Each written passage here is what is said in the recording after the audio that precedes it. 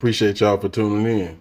But before we get started, make sure you like and subscribe to my channel so you get a notification every time I go live or drop a video. I appreciate it.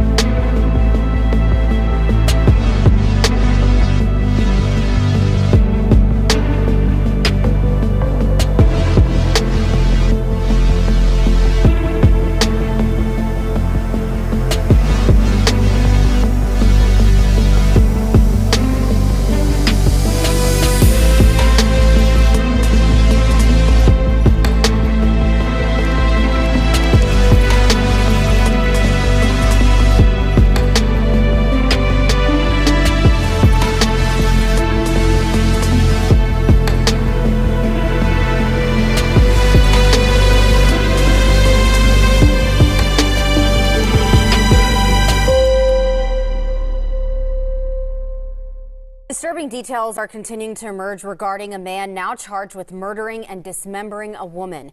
This is after taking her to his West Houston apartment. Fox 26's Domly Keith joining us live with a warning for thousands of Houstonians. Domly. Yeah, according to court records, Felicia Johnson and the man now charged with her murder, they agreed to meet up on Snapchat, and he was supposed to pay her $500. That's according to court records. Well, she hasn't been seen since, and tonight there is a warning for the thousands of Houstonians who work in the sex industry. Anybody can become a victim of a villain. That's the first point Precinct 1 Human Trafficking Victim Services Director Catherine Griffin wants to drive home. Let the murder of 24-year-old Felicia Johnson be a learning lesson, and don't think it can't happen to you.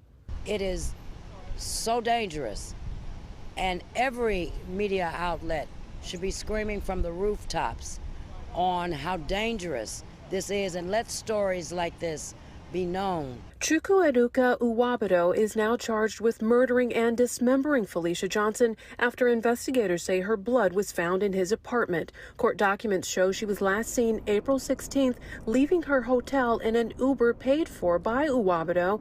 On April 17th, investigators say he bought a handheld and a power saw, towels and trash bags, and according to court records, even as Nwobodo searched the internet for things like can bleach destroy DNA and the most forested part of Houston, he also Googled Houston escorts. And there are tens of thousands here. I would estimate and say anywhere from 70 to 80,000 sex industry workers daily. That's a lot, just in Houston, Harris County. Yes. Griffin wants sex workers to do a few things to stay safe, such as don't meet at a client's home, but most of all, she wants you to know help getting out of this industry is available. It's very vitally important that individuals know to reach out to us so that we can help. Now, Precinct 1 can help with everything from treatment to therapy to housing and finding a job. We have contact information for them on our website. Felicia Johnson's body, by the way, still hasn't been found, and her accused killer is still on the run.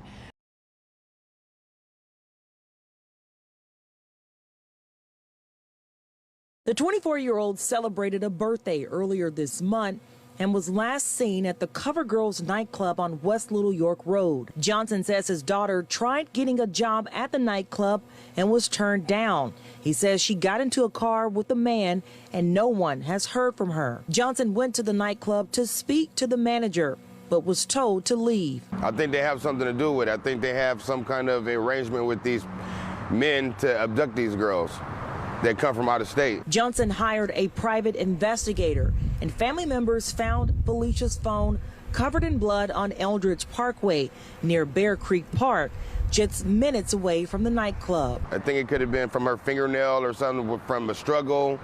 or something like that. Texas EquiSearch even spent the morning searching where Felicia's phone was discovered. Johnson says police were able to confirm Felicia in the surveillance video handed over by CoverGirl's Adult Entertainment Club, where she was allegedly last seen. They have identified her on the surveillance footage that is her, and they also know where her last whereabouts were. He says they couldn't go into any further details, but says he left with a better idea of where the investigation stands.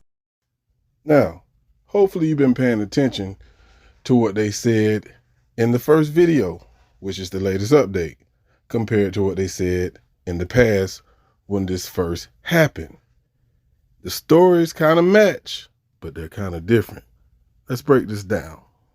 It was stated that they met up on Snapchat and he was supposed to pay her $500. Now, what you heard originally, and you heard this from the father, they stated that the police did confirm the sighting of her on CoverGirl's surveillance, correct? They also said they know about her last whereabouts. But we also know they did state that she got in the vehicle with an unknown person from CoverGirls. Remember, her father said it was one of their VIPs. Now, we also heard them say that the detectives, they were very tight-lipped, which they were. And it always made me wonder why. But the fact that they say court documents state that he was supposed to pay her $500, where did this information come from? Did it come off of her Snapchat? Makes you wonder, doesn't it? Now, if they had her on surveillance outside of the club or inside of the club, they saw her get in a vehicle with this guy. If he was one of their VIPs, what took so long for them to name this guy suspect? You understand what I'm saying?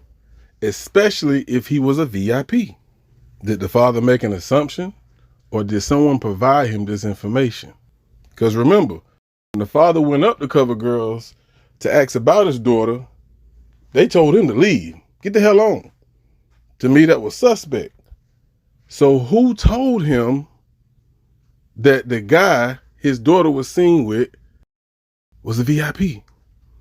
Definitely can't be nobody that work at that club, especially somebody from management. Now, another thing that the news article said that kind of struck a nerve with me was they said she was last seen getting in an Uber that was paid for by the suspect. Now, how did she get from the hotel?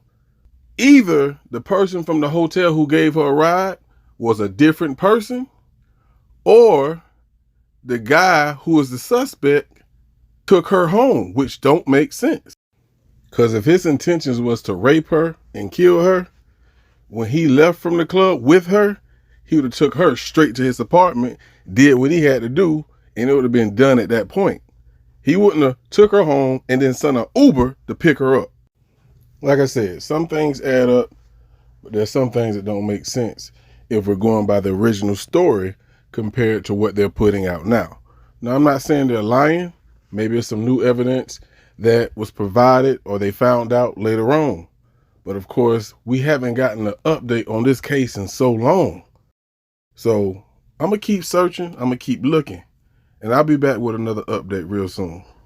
So hug your kids, love your kids, stay vigilant. Y'all be easy.